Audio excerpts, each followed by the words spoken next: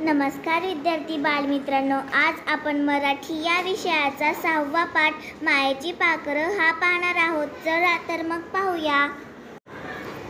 कर्मवीर भाऊराव पाटील यांच्याबद्दल मला अत्यंत आदर आहे.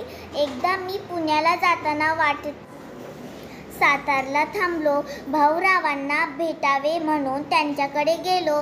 त्यांची भेट झाली. मला खूप समाधान वाटले. सर्वजण भाऊरावांना अण्णा म्हणत असत. अण्णांनी मला संस्था दाखवण्यासाठी नेले. संस्था पाहून झाली. अंधार पडला. रात्र झाली. आता इथंच मुक्काम करा. अण्णांनी मला आग्रह केला. अण्णांचा तो आग्रह नाही कसे म्हणायचे. राहिलो झाले तिथे. मी संस्थेचा परिसर पाहत निघालो.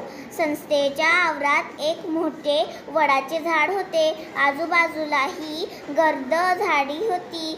थंडीचे दिवस होते. कडाक्याची थंडी पडली होती. मीही त्यांच्याजवळ जाऊन बसलो. त्यांनी मला जेवणाचा आग्रह केला. नुकतंच जेवण झालंय माझं, असे मी त्यांना सांगितले. अर्थात हे सर्व खोटेच होते.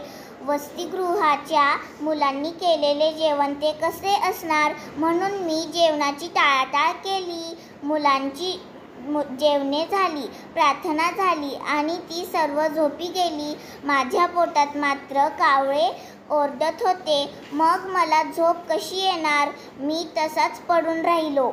अण्णांनी हे ओळखले. त्यांनी एका मुलाला आज्ञा केली, जा रे, स्वयंपाकघरात काही शिल्लक असेल ते घेऊन ये बघू.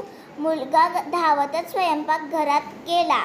पिठले, भाकरी, कांदा, तेल एका ताटात घेऊन आला. मी आधाशासारखा त्यावर तुटून पडलो. पंचपक्वान्नांपेक्षाही ते मला रुचकर लागले. मग काय, बिछाण्यावर पडल्याच डोळा लागला. मध्यरात्र उलटून गेली. कशाची तरी चाहूल लागून मला जाग आली. अण्णा उठले होते. त्यांनी कंदील हातात घेतला. प्रत्येक मुलाला झोप लागली की नाही, त्याच्या अंगावर पांघरूण आहे की नाही ते अण्णा पाहू लागले. त्यांनी पाहिले की एक मुलगा थंडीने कुडकुडत आहे.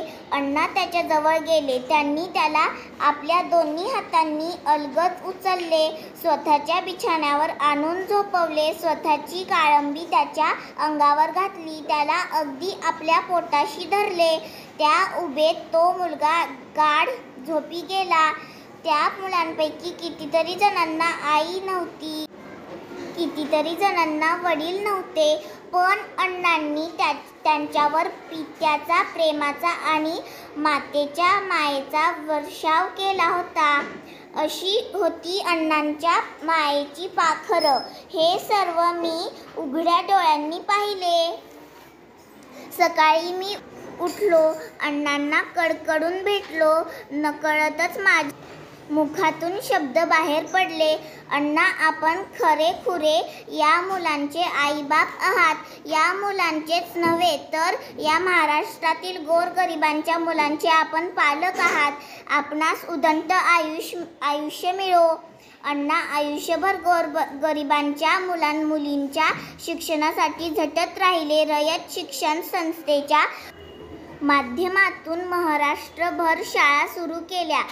उच्च शिक्षणासाठी महाविद्यालये सुरू केली. शैक्षणिक क्षेत्रातील त्यांच्या उत्तुंग कार्यामुळे त्यांना सर्वजण कर्मवीर म्हणून ओळखतात.